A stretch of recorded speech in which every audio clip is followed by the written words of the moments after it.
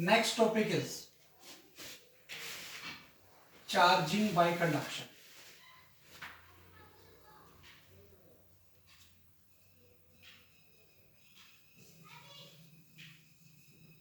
In the last class, we have already seen methods of charging an object, जिसमें हमने charging by friction और frictional electricity हम पढ़ चुके हैं. And the second one is charging by conduction. सबसे पहले this method is applicable only for conductors. This method is applicable only for conductors. इसको by physical contact भी बोलते हैं. This is also known as charging by physical contact. Whenever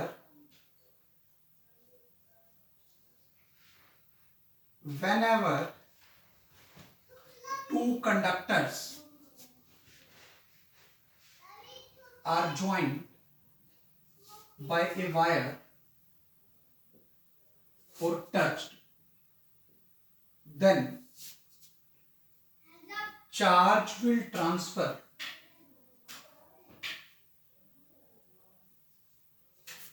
from one conductor to another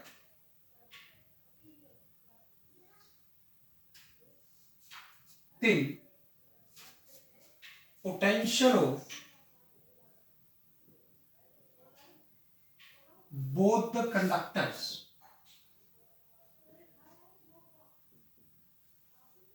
becomes equal. Till potential of both the conductors becomes equal. हाँ बेटा, समझ में आ गया मैं क्या कह रहा हूं. कंडक्शन के अंदर क्या होता है, मान लो ये मेरे पास एक स्फेरिकल कंडक्टर है जिसकी रेडियस r1 है. ये मेरे पास एक दूसरा स्फेरिकल कंडक्टर है जिसकी रेडियस r2 है.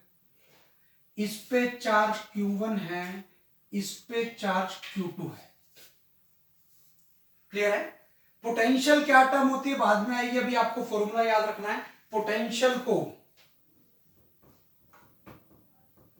v से लिखते हैं और एक स्फीयर के सरफेस पे पोटेंशियल का फॉर्मूला होता है के क्यू बाय आर.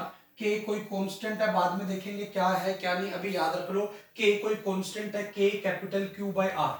स्फीयर के सरफेस पे पोटेंशियल का ये फॉर्मूला होता है. हम जनरली स्फेरिकल्स के लिए बात करते हैं. मेरे पास दो ऑब्जेक्ट है, Q1 एक Q2, दो स्फीयर है, एक S1 एक S2. ये दो स्फीयर हैं, इन पे शुरू में चार्ज है Q1 Q2 एंड रेडियस है R1 R2. अब क्या किया मैंने, इनको एक वायर से कनेक्ट कर दिया. ये एक स्विच है के एक वायर हो गई, के की है.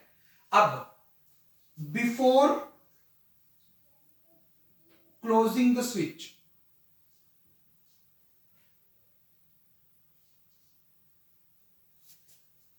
charge on S1 is Q1 and charge on S2 is Q. What will happen now after closing the switch for a fraction of second, even for a fraction of second, अगर मैं इस switch को close कर दूं, चाहे एक fraction of second के लिए क्लोज कर दूं, चाहे किसके लिए क्लोज कर दूं बेटा, एक फ्रैक्शन ऑफ सेकंड के लिए भी क्लोज कर दूं. ठीक है. क्लोज करने के बाद क्या होगा, चार्ज रीडिस्ट्रीब्यूट हो जाएगा. चार्ज क्या हो जाएगा बेटा, रीडिस्ट्रीब्यूट हो जाएगा.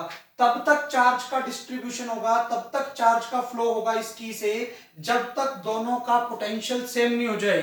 जब तक दोनों का पोटेंशियल सेम नहीं हो जाए तब तक चार्ज का इधर से इधर मूवमेंट होगी. यहां पर अब मैंने कह दिया कि फाइनल चार्ज इस पे Q1 डैश आ गया, इस पे Q2 डैश आ गया. ठीक है. अब होगा क्या, what is charge on S1, this is Q1 dash and charge on S2 is Q2 dash. पहली, according to conservation of charge,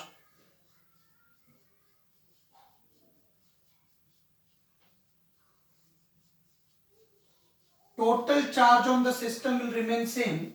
means q1 plus q2 should be equal to q1 dash plus q2 dash. Second, charge का flow तब तक हो रहा है जब तक दोनों का पोटेंशियल सेम ना हो जाए, मतलब finally potential of S1 becomes equal to potential of S2. जब जैसे ही दोनों का पोटेंशियल सेम हो जाएगा तब चार्ज का फ्लो होना बंद हो जाएगा. यहां से ये मतलब आ गया K Q1 dash by R1 should be equal to K Q2 dash by R2. K से K कैंसिल, तो यहां से आ गया बेटा Q1 dash by Q2 dash is equal to R1 by R2. Clear है? तो यहां से ये पता लग गया charge divides in the ratio of the radius of the sphere.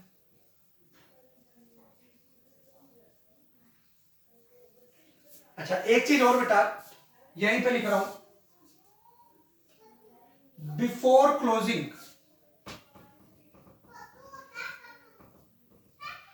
Potential of S1 क्या था, K Q1 बाय R1.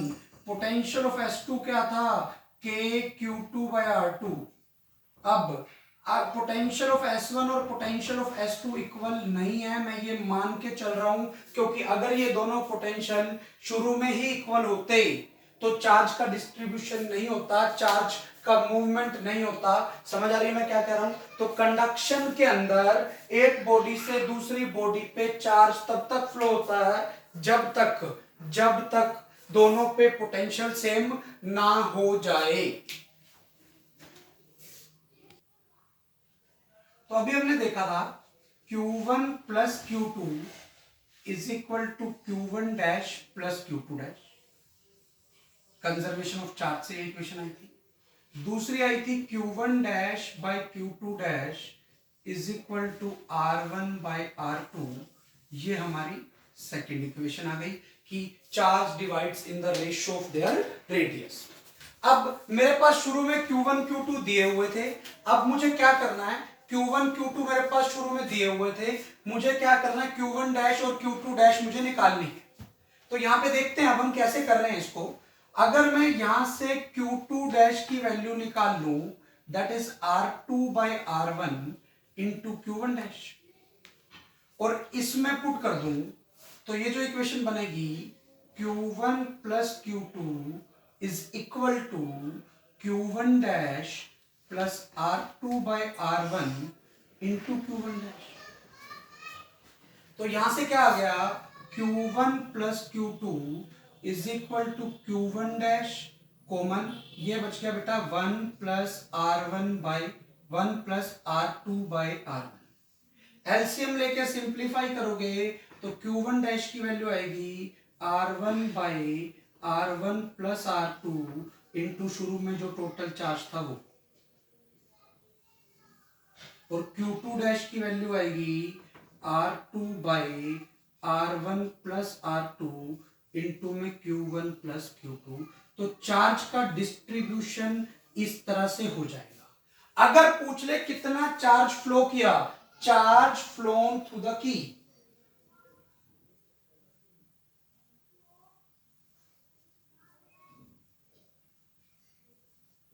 के देखो बड़े ध्यान से, पहले S1 स्फीयर पे Q1 चार्ज था, ठीक है. अब S1 स्फीयर पे Q1 डैश चार्ज आ गया. पहले S1 स्फीयर पे Q1 चार्ज था, अब Q1 डैश आ गया. इतना चार्ज फ्लो किया, कहां से कहां तक, S1 से S2 पे फ्लो किया. तो Q1 की वैल्यू यही की यही है. Q1 डैश की जगह आपको क्या रखना है बेटा, R1 bye R1 plus R2 into Q1 plus Q2. तो आप यहां से कैलकुलेशन करके ये रिजल्ट भी निकाल सकते हो कि कितना चार्ज फ्लो किया. तो कंडक्शन में जो भी हमने केस किया, there will be flow of charge through the key only if Q1 by R1 is not equal to Q2 by R2. That is Q1 R2 will not equal to Q2 R1. मैंने अभी बताया भी था, शुरू में माना है कि दोनों का पोटेंशियल सेम नहीं है तभी चार्ज का ट्रांसफर हो रहा है। अगर दोनों का पोटेंशियल सेम हो जाता तो चार्ज का ट्रांसफर नहीं होता। या अब देखो, अगर स्विच में से चार्ज फ्लो करेगा, चार्ज के फ्लो करने की वजह से करंट बनता है, और करंट किसी वायर में से जाए, हर वायर का कुछ ना कुछ रेजिस्टेंस होता है, तो अगर करंट जाएगा किसी वायर में से तो वहां हीट प्रोड्यूस होगी, तो इसका मतलब कुछ ना कुछ एनर्जी लॉस होगी। There will be loss in energy of the system in the form of heat. कब होगा ऐसा? जब चार्ज का फ्लो हो। चार्ज का फ्लो कब होगा? जब शुरू में दोनों का पोटेंशियल इक्वल ना हो। If Q1 by R1 is not equal to Q2 by R2, that is Q1 R2 is not equal to Q2 R1, तभी लॉस ऑफ एनर्जी होगी, अदरवाइज लॉस ऑफ एनर्जी नहीं होगी। क्लियर है? यहां तक समझ आ गया? अभी हमने जो एग्जांपल लिया था उसमें मैंने पहली बॉडी पे भी कुछ चार्ज मान लिया था, दूसरी बॉडी पे भी कुछ चार्ज मान लिया था, दोनों का पोटेंशियल सेम नहीं था तो चार्ज का ट्रांसफर हो रहा। अब मैं क्या करता हूं, मुझे मेथड ऑफ चार्जिंग पढ़ रहा था मैं, मतलब मैं मानूंगा एक बॉडी चार्ज है और दूसरी बॉडी चार्ज नहीं है, तो मैंने क्या किया, ये एक स्फीयर मान लिया बेटा, स्फीयर S1, ये एक और स्फीयर है S2, ठीक है। क्या किया, इस पे मान लिया कैपिटल Q चार्ज है शुरू में और ये वाला अनचार्ज है, इनको एक की से कनेक्ट करना है, की अभी ओपन है। बिफोर क्लोजिंग द की,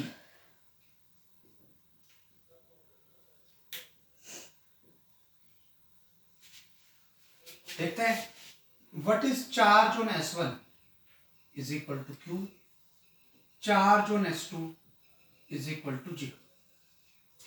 ये दो स्फीयर है, इस स्फीयर की रेडियस मैंने R1 मान ली, इस स्फीयर की रेडियस मैंने R2 मान ली, ठीक है।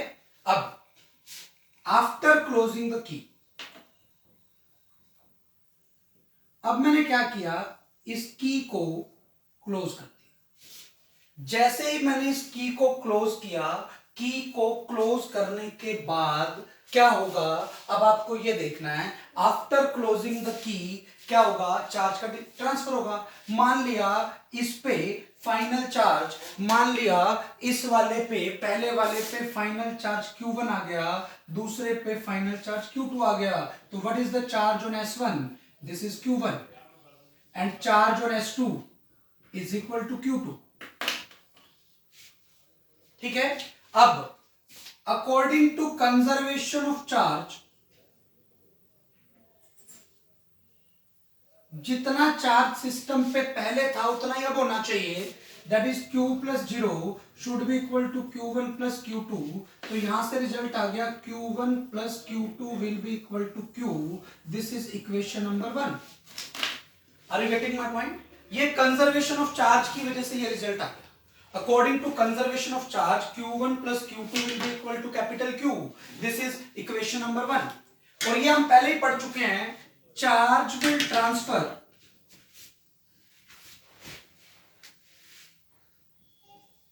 till the potential of S1 becomes equal to potential of S2. मतलब K Q1 by R1 should be equal to K Q2 by R2, तो यहां से आ गया Q1 by Q2 is equal to R1 by R2, this is equation number 2। तो ये क्या बना बेटा, पहली इक्वेशन आ गई Q1 plus Q2 is equal to capital Q, दूसरी इक्वेशन आ गई Q1 by Q2 is equal to R1 by R2। बिल्कुल सेम लाइन पर पहले की तरह अगर मैं इसको सिंप्लीफाई करके वैल्यू लिखूं तो Q1 आएगा बेटा R1 by R1 plus R2, Q1 कितना आ जाएगा R1 by R1 plus R2 into Q, and Q2 आएगा इन दोनों को सोल्व करने पे R2 by R1 plus R2 into Q. अब तक क्लियर है? यहां तक ये आपको ध्यान रखना है, कोई डाउट है यहां तक? तो अब क्या हुआ, पहली दूसरी बॉडी पहले अनचार्ज था, दूसरा कंडक्टिंग स्फीयर पहले अनचार्ज था, अब उस पर चार्ज आ गया। कैसा चार्ज आया? पॉजिटिव आया। पहले पे भी कैसा था? पॉजिटिव है। चार्ज कब तक ट्रांसफर होता है? चार्ज तब तक ट्रांसफर होता है जब तक दोनों का पोटेंशियल सेम ना हो जाए। तो इसमें क्या पॉइंट्स बने? बड़े पॉइंट्स देखते हैं बेटा अब इसमें हम ध्यान से। क्या पहला पॉइंट क्या बना है? पहला पॉइंट ये बन गया कि जो बॉडी चार्ज हो रही है उस पे चार्ज, और जो चार्ज कर रही है इस पे चार्ज, इन दोनों पे चार्ज का नेचर सेम आएगा। क्यों? क्योंकि charge divides in the ratio of radius, और रेडियस की रेशियो कभी नेगेटिव तो हो नहीं सकती, इसलिए इन दोनों पे चार्ज का नेचर क्या होगा? सेम होगा। The nature of charge on the object being charged is same as that of charging object। जो चार्जिंग ऑब्जेक्ट पे चार्ज है, मतलब अगर इस पे पॉजिटिव चार्ज है तो बाद में की क्लोज करने के बाद इस पे भी पॉजिटिव आएगा।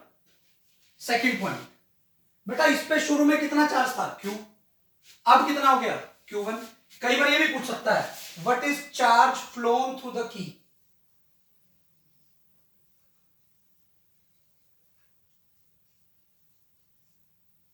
कितना चार्ज फ्लो किया? पहले Q था, अब वहां Q1 आ गया।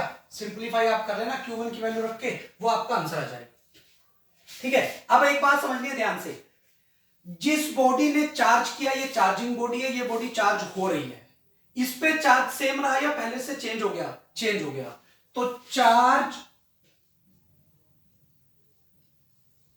On the charging body, charging body का मतलब है जो चार्ज कर रही है, will change in conduction. Conduction में जो बॉडी चार्ज कर रही है उस पे चार्ज चेंज हो जाएगा। क्लियर है? अगला point, the transfer of charge या the transfer of charge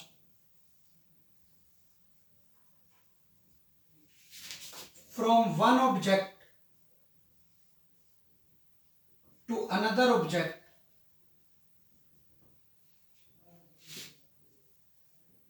will take place till the potential of both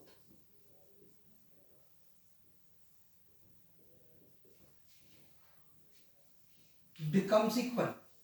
जब तक दोनों का पोटेंशियल इक्वल ना बन जाए। Last point, last point, charge charge divides in the ratio of, बेटा अभी हम सिर्फ इसके पॉइंट्स पढ़ रहे हैं, इसके बाद हम इसी पे बेस न्यूमेरिकल करेंगे। Charge divides in the ratio of radius of the spheres. Finally जो चार्ज आया वो ratio of radius of the spheres में आ जाएगा। तो बेटा अभी हमने पढ़ा चार्जिंग बाय कंडक्शन, कंसेप्ट हमने समझ लिया। अब इस पे बेस हम न्यूमेरिकल देख रहे हैं। क्वेश्चन है, मेरे पास 3 आइडेंटिकल कंडक्टिंग स्फीयर्स हैं, और वो हैं sphere A, B and C. A sphere पे चार्ज दे रखा है +6 कूलम। बी स्फीयर पे चार्ज दे रखा है -2 कूलम का, और सी स्फीयर पे चार्ज दे रखा है +4 कूलम का। ए स्फीयर पे चार्ज +6 कूलम, बी पे -2 कूलम, सी पे +4 कूलम। ठीक है, firstly A and B are touched and separated। then B and C are touched and separated. ठीक है, then A and C are touched and separated. Find the final charge on A, B and C. मुझे इन तीनों पर final charge निकालना है। तो देखते हैं बेटा कैसे करते हैं। ठीक है, सबसे पहले जब मैंने A और B को टच किया, मैंने आपको पहले बताया था कंडक्शन में या तो आप स्विच से कनेक्ट कर लो या टच करके हटा दो, इतनी देर में ही चार्ज का जो रीडिस्ट्रीब्यूशन होना होता है वो हो जाता है। अगर मैंने A और B को टच किया, A और B पे शुरू में कितना चार्ज था बेटा? टोटल मिला के 4 कूलम। दोनों का साइज क्या है? बराबर। हमने पढ़ा था फाइनल जो चार्ज आता है that divides in the ratio of the radius, since the radius are equal so the charge will divide equally. और दोनों पे टोटल मिला के चार्ज कितना बेटा? 4 कूलम। दोनों की रेडियस सेम है। अगर रेडियस सेम है और टोटल चार्ज 4 कूलम है तो टच करने के बाद चार्ज ऑन ए कितना बचेगा बेटा? +2 कूलम। समझ आया क्यों? टोटल 2 था, इन दोनों पे आधा आधा बटना है क्योंकि रेडियस सेम है ना, तो 2 बच गया। बी पे कितना बचेगा? वो भी +2 कूलम। सी पे, सी को तो टच नहीं किया ना मैंने, तो सी पे चार्ज सेम का सेम रहेगा, सी के चार्ज पे कोई फर्क नहीं पड़ेगा। अब क्या किया? अब मैंने टच किया बी और सी को। अब मैंने टच किया बी और सी को। अब बी और सी को टच किया, अब बी और सी पे ये चार्ज नहीं रहेगी, अब बी और सी पे ये वाले चार्ज है। सी पे तो उतना ही रहा बट बी पे चेंज हो चुका है। अब आप देखो ए को तो मैंने टच ही नहीं किया, अब ए पे चार्ज सेम का सेम रहेगा। अब बी पे चार्ज कितना हो जाएगा देखना पड़ेगा। अब बी और सी पे मिला के टोटल चार्ज है 6 कूलम का, ऐड कर दिया। रेडियस दोनों की सेम है तो आधा आधा बटेगा, आधा आधा बटेगा तो 6 का आधा बेटा +3 कूलम, और सी पे भी कितना हो गया? +3 coulomb. Are you getting my point? अब टच किया है ए और सी को, बड़े ध्यान से देखना है। ए और सी को टच किया है तो सबसे इंपॉर्टेंट बात, अगर मैंने ए और सी को टच किया है तो पहली बात बी पे तो चार्ज चेंज होगा ही नहीं, बी पे चार्ज सेम का सेम रहेगा। ए और सी पे टोटल चार्ज 5 कूलम का बना और दोनों की रेडियस सेम है तो चार्ज आधा आधा बढ़ जाएगा। तो ए पे जो चार्ज बनेगा 5/2 + 5/2 कूलम, और सी पे जो चार्ज बनेगा वो भी कितना आ जाएगा? +5/2 कूलम। अब एक बात देखो बड़े ध्यान से, टोटल चार्ज सिस्टम पे पहले कितना था? 6 - 2 4, 4 और 4 8, तीनों पे मिलाकर। चार्ज का रीडिस्ट्रीब्यूशन हुआ है, चार्ज का लॉस नहीं हुआ। एनर्जी का लॉस हो सकता है क्योंकि चार्ज के चलने से करंट चलेगा, करंट किसी वायर में से जाए रेजिस्टेंस वाली में से तो हीट की फॉर्म में एनर्जी लॉस होती है। पहले टोटल चार्ज 8 कूलम था, अब टोटल चार्ज 2.5 + 3 5.5 + 2.5, ये दोबारा से 8 कूलम बन गया। मतलब चार्ज कंजर्व रहा, ये आपको ध्यान रखना है। इस पे बेस और कैसा क्वेश्चन आ सकता है? ऐसे पूछा जा सकता है, पहले ए और बी एक दूसरे को अट्रैक्ट कर रहे थे क्योंकि एक पे पॉजिटिव एक पे नेगेटिव, अब ए और बी एक दूसरे को क्या कर रहे हैं बेटा? रिपेल कर रहे हैं। इतने सारे फिनोमिनन के बाद बी और सी पहले एक दूसरे को क्या कर रहे थे? अट्रैक्ट कर रहे थे। अब बी और सी एक दूसरे को रिपेल कर रहे हैं। तो इस टाइप से कई सारे क्वेश्चन बन सकते हैं। कंडक्शन में सबसे इंपॉर्टेंट है, एक तो टोटल चार्ज सेम रहेगा और फाइनल जो चार्ज, अगर स्फीयर्स हैं तो charge divides in the ratio of their radius. ये सबसे इंपॉर्टेंट पॉइंट है। अगला क्वेश्चन देखते हैं इसी पे बेस। मान लो ये मेरे पास एक स्फीयर है, इसकी रेडियस r है, ठीक है। ये एक और स्फीयर है, इसकी रेडियस 2r। इस स्फीयर का नाम a रख दिया, इस स्फीयर का नाम b रख दिया। इस स्फीयर पे पहले चार्ज q था, इस स्फीयर पे चार्ज 2q था। या एक काम करते हैं, इस पे चार्ज में मान लेता हूं 3q था, इस पे चार्ज में मान लेता हूं 12q था। अब इन दोनों को एक की से मैंने कनेक्ट कर दिया, अभी की ओपन है। Find the final charge on A and B after closing the key. ठीक है, और बोथ आर कंडक्टिंग स्फीयर्स। दोनों कैसे स्फीयर्स हैं बेटा? कंडक्टिंग स्फीयर्स है, बिकॉज बताया था method of conduction is applicable only for conductors. Clear है यहां तक? तो अब सोल्यूशन देखते हैं। मान लो फाइनल चार्ज जब मैंने इसको क्लोज कर दिया, इस पे QA आ गया, इस पे QB आ गया। हम पहले ही पढ़ चुके हैं कंडक्टर में चार्ज सरफेस पे आता है, अंदर नहीं आता। तो बेटा सबसे इंपॉर्टेंट पहली बात तो कंजर्वेशन ऑफ चार्ज से QA plus QB should be equal to 3Q plus 12Q that is equal to 15Q। तो यहां से आगे QA plus QB is equal to 15Q। This is equation number 1। Second equation की अगर मैं बात करूं, charge divides in the ratio of their radius, तो QA by QB should be equal to R by 2R which is equal to 1 by 2। Clear है यहां तक?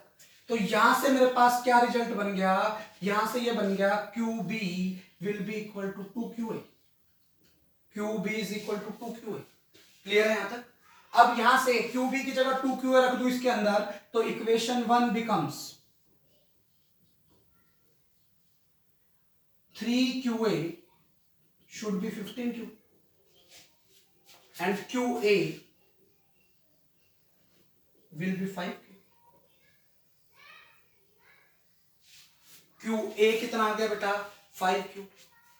3QA becomes 15Q and QA becomes 5Q। अगर QA 5Q आ गया तो आपका QB कितना आ गया बेटा? 10Q आ गया।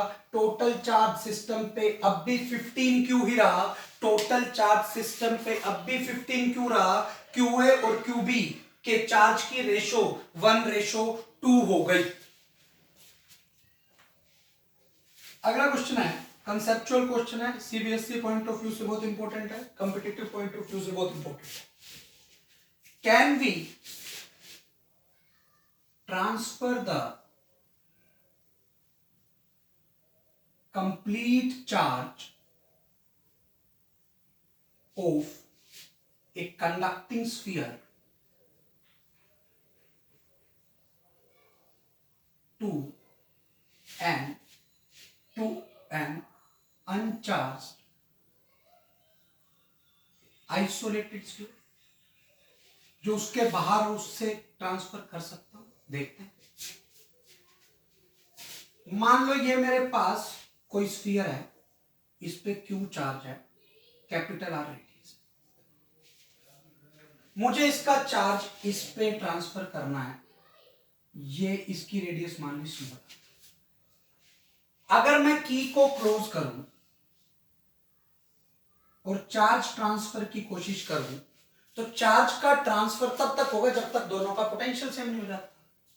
अगर इसका सारा का सारा चार्ज यहां चला गया, अकॉर्डिंग टू दिस क्वेश्चन ऐसा होना चाहिए कि यहां 0 आ जाना चाहिए, यहां कैपिटल Q आ जाना चाहिए, जो कि पॉसिबल नहीं है क्योंकि अब पोटेंशियल सेम नहीं हुआ। अब इसका पोटेंशियल 0 हो गया, इसका ज्यादा हो गया।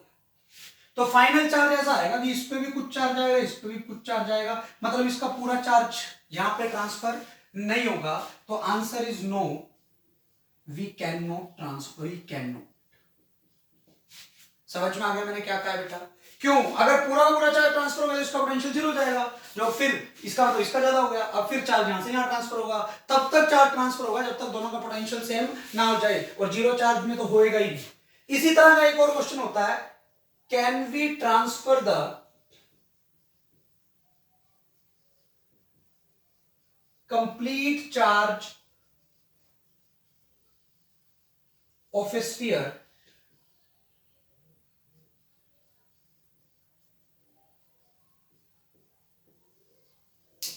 To another sphere. अब देखो कंडीशन नहीं लगाई कि वो आइसोलेटेड होना चाहिए। अब ऐसी कोई कंडीशन नहीं है कि वो स्फीयर आइसोलेटेड होना चाहिए। तो देखते हैं हम क्या हुआ। Can we transfer the complete charge of a conducting sphere to another sphere? Yes, it is a special case, आपको पता होना चाहिए कि ऐसा पॉसिबल है। Yes, if we enclose the smaller sphere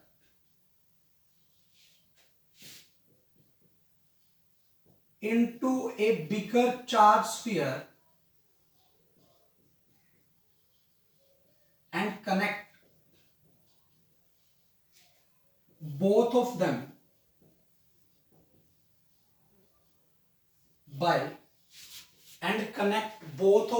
by conducting wire, then complete charge of smaller sphere can be transferred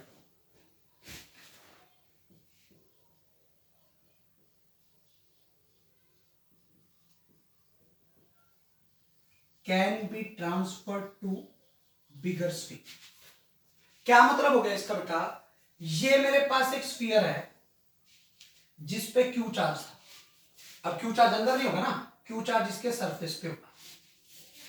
ठीक है, अब अगर मैं इस स्फीयर को किसी बिगर स्फीयर में इनक्लोज कर दूं जो अनचार्ज है, ठीक है, और दोनों को एक वायर से कनेक्ट कर दूं, कंडक्टिंग वायर से। ये शुरू में अनचार्ज था, ये शुरू में कैसा था बेटा? अनचार्ज था तो इस पे चार्ज 0 था। अब क्या हुआ, हमें पता है दोनों कंडक्टर है, कंडक्टर के अंदर चार्ज नहीं रह सकता, सारा का सारा चार्ज बाहर चला जाएगा। सारा का सारा चार्ज कहां चला जाएगा बेटा? बाहर चला जाएगा। अगर सारा का सारा चार्ज बाहर चला जाएगा तो बड़े ध्यान से देखना है, फाइनली इसके पास कितना चार्ज बचेगा? 0। क्यों? क्योंकि कंडक्टर के अंदर तो चार्ज हो ही नहीं सकता, तो बेटा इस पे भी 0 होगा और इधर सारा का सारा आ जाएगा। मतलब अब मैंने सारा का सारा चार्ज ट्रांसफर कर दिया। इस केस में पूछ ले, चार्ज ट्रांसफर्ड कितना हुआ? From smaller sphere to bigger sphere, charge transferred, कितना चार्ज ट्रांसफर हुआ बेटा? क्यू। क्यों? पहले इस पे क्यू चार्ज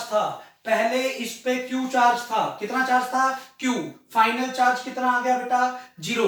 फाइनल चार्ज कितना आ गया? 0। तो इसका मतलब ये हो गया, कितना चार्ज ट्रांसफर हुआ? Q minus 0, that is Q charge transfer हो गया।